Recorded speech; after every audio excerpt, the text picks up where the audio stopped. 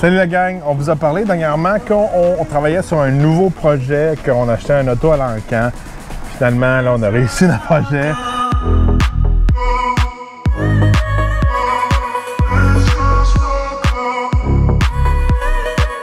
On a réussi à acheter un véhicule à l'encan. Ça a pris quelques semaines, ça n'a pas été super facile. Non. On a bidé plusieurs semaines sur plusieurs véhicules. Des fois, le véhicule qu'on a en ce moment, ce qui est arrivé, c'est qu'on l'a gagné à plusieurs reprises. Mais il était sur approbation, la personne n'acceptait pas notre prix, on rebidait un peu plus l'autre semaine. En tout cas, la dernière fois qu'on l'a eu, on était deux à bider dessus, puis on l'a perdu. Mais on a eu un téléphone dans la journée. Bon, on a eu un appel le soir de chez Autobid, puis l'autre personne qui avait gagné l'encan. Il y avait eu un problème. Il y a un problème. En fin de compte, c'était nous qu'on était gagnants. On était vraiment chanceux. On a réussi à gagner le véhicule qu'on voulait. Puis, l'affaire, il faut qu'on dise qu'on regardait plusieurs encans. Puis, on ne voulait pas que ça soit trop compliqué. C'est sûr, certains, on aurait pu aller chercher un véhicule aux États-Unis, mais on calculait un peu les coûts, le transport, le dédouanage, partir là-bas, puis ça prend un petit bout pour le dédouanage, fait qu'il fallait rester à l'hôtel, tout ça. Ça s'accumulait pour les coûts, puis c'est un projet qu'on veut respecter un certain budget, on veut avoir du fun avec, mais on veut aussi, à un moment donné, le vendre, puis peut-être faire un profit. C'est le but aussi d'acheter un véhicule à l'encan. Puis de passer sûrement à un autre projet après ça. Fait qu'on a regardé plusieurs véhicules. Là, on essayait de rester pas mal au Canada. Fait qu'on regardait l'encan, Montréal, Toronto, London, Ontario. Puis là, à un moment donné, le véhicule que j'avais vraiment l'œil dessus, il était à Montréal. Puis c'est celui-là qu'il était sur approbation, puis on perdait tout le temps. Fait qu'à un moment donné, j'étais un petit peu découragé. Un petit peu beaucoup. Fait que là, j'ai trouvé une coupe de Mustang en Ontario, surtout à London. Le problème à London, c'est que c'est très proche des lignes, c'est très proche de Détroit. Puis Mustang, tout ça, c'est très populaire aux États-Unis. Puis le marché est très haut. Fait que quand on bidait, on se donnait un certain budget. On disait, ah, OK, cette auto-là, elle a tel dommage. Fait qu'il faut mettre une coupe de 1000 dedans. On veut pas dépasser tant d'argent. Puis là, ça arrivait que, mettons, on s'avait mis un budget de 8000 $. Le véhicule se vendait 12 13 000. Un autre qu'on a trouvé, un Mustang 5 litres décapotable, on pensait qu'elle allait topper vers le 12 000 $. Puis c'est vendu 18 000 $. Ça, c'est sans les frais, sans aller chercher, sans le réparer. En plus, c'était un VGA. En plus, on voulait essayer d'éviter d'avoir un VGA. Fait que de ce côté-là, on s'est aperçu que le marché est assez fou aussi. Il y a des véhicules que des fois on pensait que on pourrait avoir pour 5 000, puis c'était le double. Puis là, on calculait notre affaire. Puis c'est ça. Fait que vers la fin, on a réussi à avoir le véhicule qu'on regardait. C'est un véhicule qui est assez rare, assez unique. Puis on va vous montrer c'est quoi. Bon, la voiture qu'on a choisie, c'est un modèle assez rare. C'est une Audi S6 2007.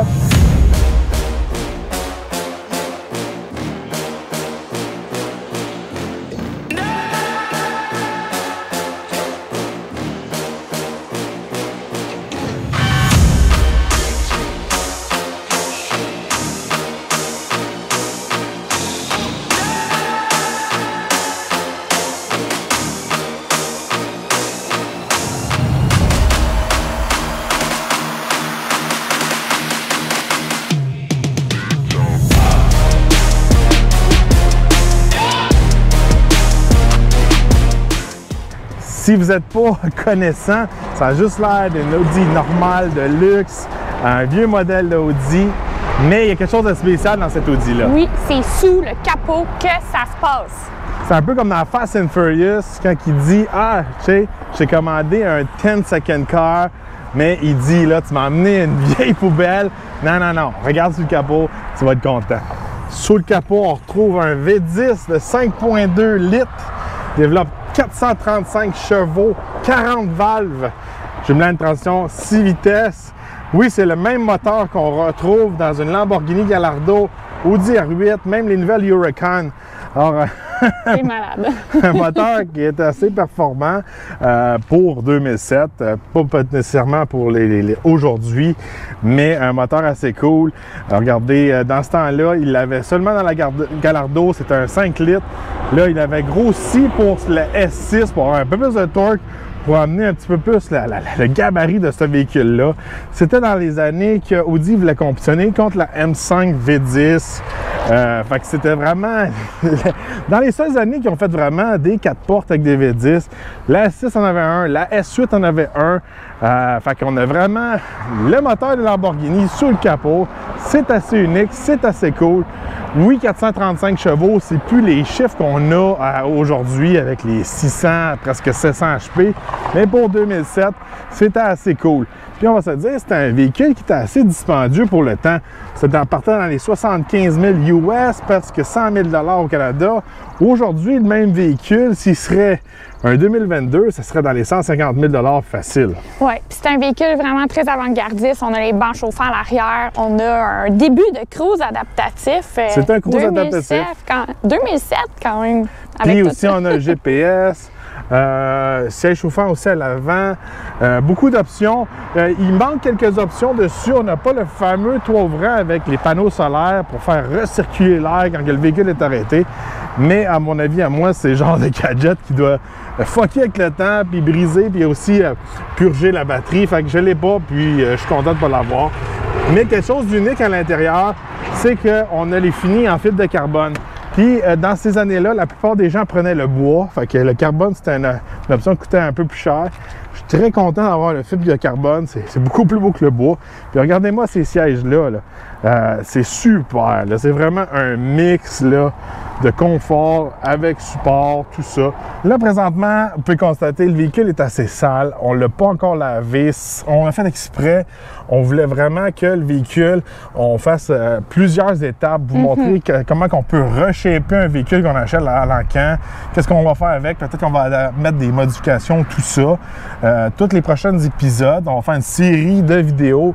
Comment on va faire pour le remettre en shape? Puis qu'est-ce qu'on va investir aussi pour garder un bon prix sur le véhicule ou peut-être faire monter le prix du véhicule. C'est quelque chose qui peut-être qu'on ne pouvait pas vraiment dire auparavant, mais dans le marché actuel, c'est le cas. Quand on l'a acheté à l'encan, fait pas beaucoup de dommages quand même. Il disait que c'était normal wear puis c'était run and drive. Mais là, il nous est arrivé une petite coupe d'aventure un peu. Oui. Ce véhicule-là, la batterie se trouve dans la valise. Puis des fois, à l'encan, les gars débranchent les batteries et tout pour économiser les véhicules, les batteries. Là, les gars l'ont boosté, mais la batterie dans la valise n'était pas rebranchée. Fait que là, Jules inspecte le véhicule fonctionne, on part. Mais on n'est pas capable de rouler plus que 50. Là, il a fallu qu'on s'arrête, il a fallu que je surveille le véhicule. Jules est allé chercher une autre batterie parce que la batterie qu'on avait était vraiment trop petite, puis il n'y avait juste plus de jus dedans, là, même si c'était débranché. Là.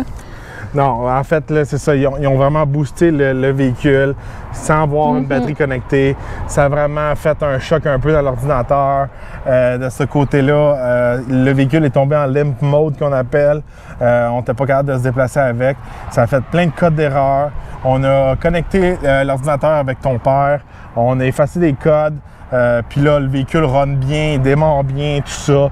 On était inquiet parce que ça disait que le véhicule était run and drive. Puis là, on pensait qu'il y avait quelque chose de grave avec le véhicule. Oui. On va se le dire. Acheter un vieux véhicule allemand qui coûtait peut-être dans les 100 000 $ avec un V10. Quand que le V10 brise, ça peut coûter assez cher.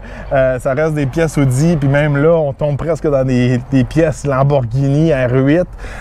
Fait que quand il y a des troubles au moteur, ça peut coûter très cher. Fait que là, on était vraiment inquiet que à l'enquête, il nous disait que c'était run and drive, puis c'était pas le cas. Mais en fait, c'est parce que le boostage, je pense, qui a vraiment fucké l'auto. Fait que on a changé la batterie. Je mets une grosse batterie flambant neuve dedans. Il rentre très bien. Regardez, une grosse valise aussi. Là, comme vous pouvez constater, j'ai changé la batterie.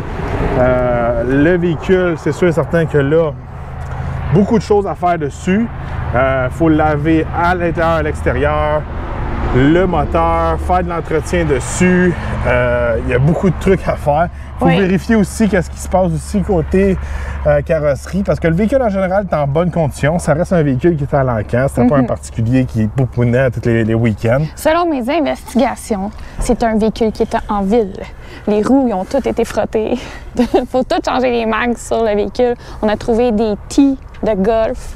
Il y avait aussi dans le GPS des informations jusqu'à certains terrains de golf, qu'on ne nommera pas, mais c'est un véhicule de la ville, j'en suis certaine. Fait qu'on ne l'a pas lavé encore en profondeur. On va voir s'il y a beaucoup de scratch. Jusqu'à présent, il y a des petites bosses ici et là, des petits scratchs comme ça. Rien de majeur. On va voir si on va l'emmener au body shop. Prochaine étape, c'est vraiment de le laver comme il faut. C'est sûr, certain, au début, je voulais acheter quelque chose de sport, mais là, je m'ai dit, un beau V10, c'est peut-être la dernière fois qu'on va pouvoir acheter un V10 avant de faire la transition électrique. Électrique. À l'arrière, à part de ça, beaucoup de place, on peut emmener tous les enfants.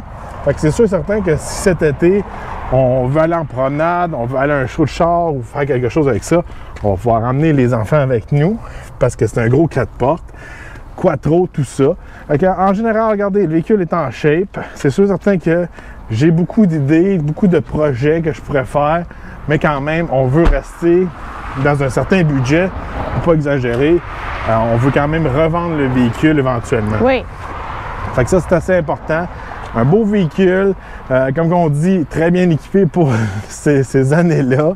Il y a beaucoup de gadgets, mais la pièce de résistance, c'est vraiment le V10 sous le capot. Bon, je vais vous démarrer le véhicule, montrer comment il démarre, puis aussi un petit peu de son.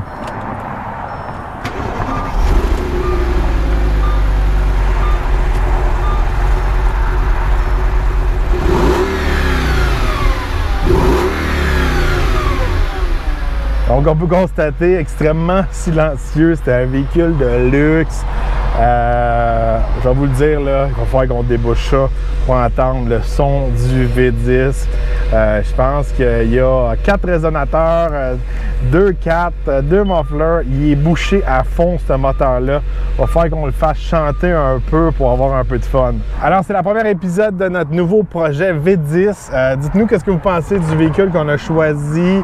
Est-ce que vous aimez ces modèles-là? Regardez, c'est un modèle qui est assez rare. Puis, dans tous les véhicules qui sont passés presque à Montréal, à l'Encan, c'était pas mal celui qui était le plus excitant, le plus unique, celui qui fitait le plus dans notre budget, notre lifestyle. Fait qu'on est très content d'avoir fait l'acquisition du S6. C'est le fameux véhicule qu'on a bidé dessus pendant plus de 3 semaines. Oui, puis qu'on n'avait pas. Puis je pense que, comme tu disais, les Mustangs partaient super cher. Les gens s'énervaient. Mais il y a beaucoup de gens qui ne connaissent pas nécessairement ce véhicule-là. Puis je pense que c'est pour ça qu'on a réussi à l'avoir à un bon prix. Puis selon moi aussi, ces véhicules-là ont vraiment frappé le plus bas de leur valeur. Rendu un peu à l'étape qu'on est rendu avec ces véhicules-là. Il a perdu la dépréciation. Oui, je pense pas que ça va descendre plus que ça. Je pense que ça va rester stable, puis avec les années, peut-être remonter. Je pense que même si on est dans un marché que l'essence coûte cher, je pense qu'il y a des enthousiastes qui recherchent encore des modèles qui sont spéciaux comme ça, avec des V10, puis peut-être des modèles un peu plus de collection qu'on peut rouler plus avant de faire le fameux switch électrique, de garder ces modèles-là, parce qu'on va se le dire aujourd'hui, il n'y aurait plus ça passerait plus les émissions. Juste un exemple, chez Mercedes AMG, on va passer avec des 4 cylindres hybrides, tout ça. C'était vraiment dans les glory days, là, des V10, de la Formule 1, tout ça. Puis en part ça, c'était un bon match, parce que là, Audi et Porsche retournent en Formule 1. Fait que là, V10, Audi, on match un peu avec la Formule 1. Je sais qu'il y aura plus des V10, mais quand il y avait des V10, c'était le bon temps. Fait que, on se revoit dans le prochain épisode. On va laver ça en profondeur. C'est sûr que le véhicule, il a passé beaucoup de temps à l'Encan. Peut-être 3 semaines, 1 mois ou plus que ça, on ne sait pas exactement. Fait qu'on va inspecter ça. On va faire aussi un essai routier, voir s'il y a des choses qui clochent avec. Puis après ça, une fois qu'on l'a remis en shape, on va mettre des modifications. Restez à l'affût, on se retrouve dans le prochain épisode.